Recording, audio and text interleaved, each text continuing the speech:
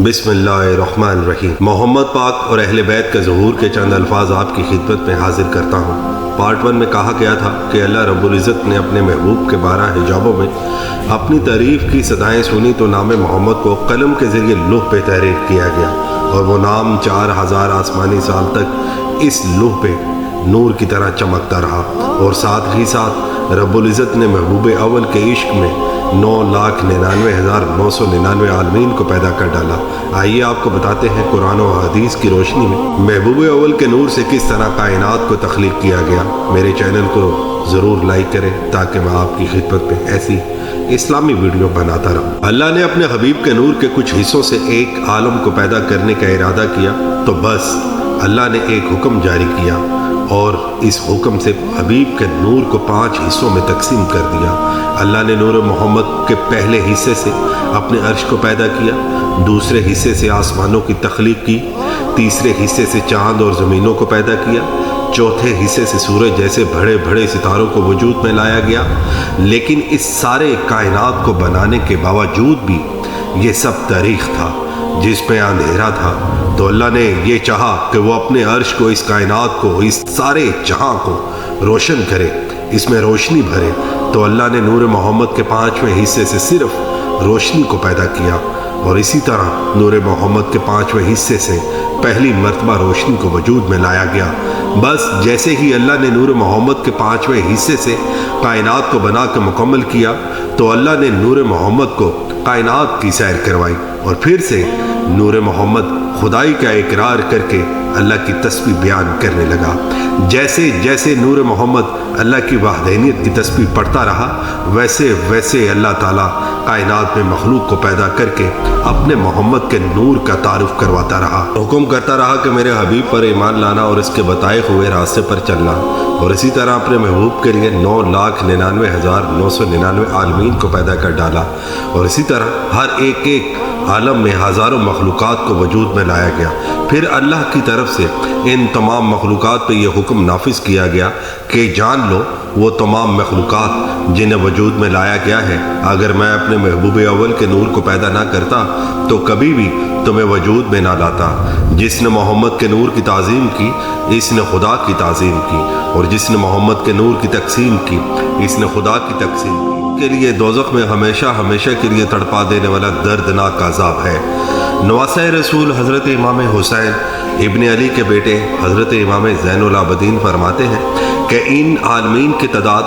9,99,999 है। लेकिन वो लोग जो रवायात पर यकीन नहीं रखते और इस सवाल का जवाब सिर्फ कुरान से हासिल करना चाहते हैं तो अल्लाह ने गौर व फिक्र करने वाले लोगों के लिए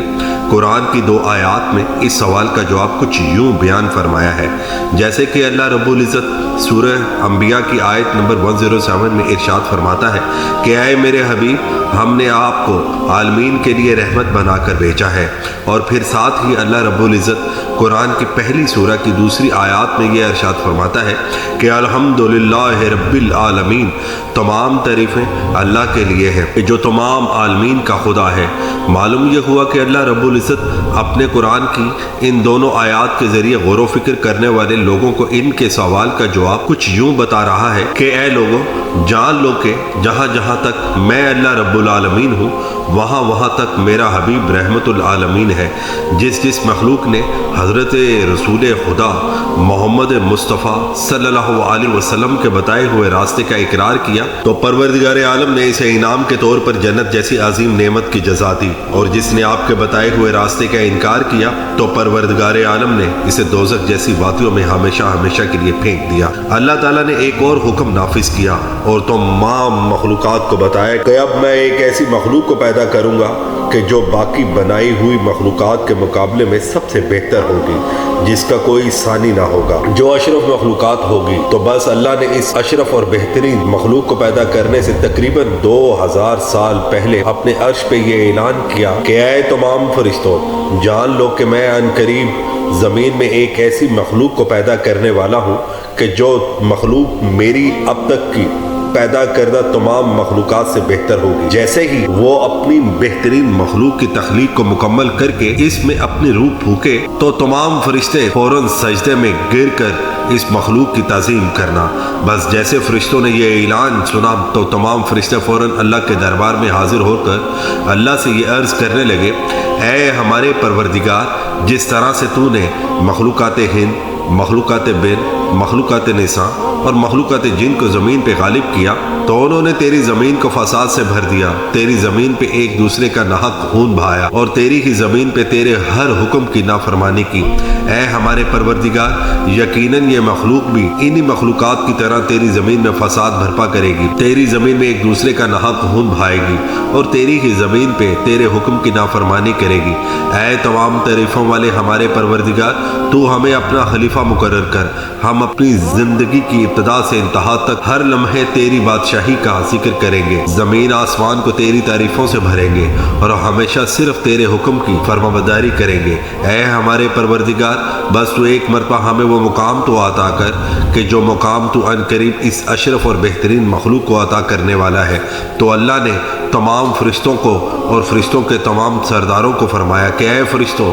جان لو کہ جس بات کا علم تمہارے رب کے پاس ہے اس بات کا علم تمہارے پاس نہیں، اور جہاں تک بات تمہارے اعتراض کی ہے تو جان لو کہ اس مخلوق میں سے جو بھی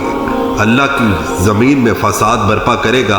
تو تیرے پروردگار کو اس دوزخ کی آگ میں پھینک دینے سے کوئی فرق نہیں پڑتا۔ تمہارا پروردگار تو اس مخلوق کو اس لیے وجود میں لانا چاہتا ہے کہ یہ مخلوق اللہ کی خدائی کو جان کر، اس کی کبریائی کو پہچان کر اور اس کی قدرت کے کمالات کو جان کر اس کے تعریف بیان کرے، اس کی عبادت کرے اور میرے حبیب کے بتائے ہوئے راستے پہ چلے۔ لہٰذا اے اسرائیل، جا زمین پہ اور مٹی کو اٹھا کے میرے پاس لا، تیرا پروردگار خود اپنے ہاتھوں سے اس مخلوق کی تخلیق کرے گا۔ اور اسرائیل کا زمین میں آنا اور اللہ کا عالم ارواح قائم کرنا اور تمام روحوں سے وعدے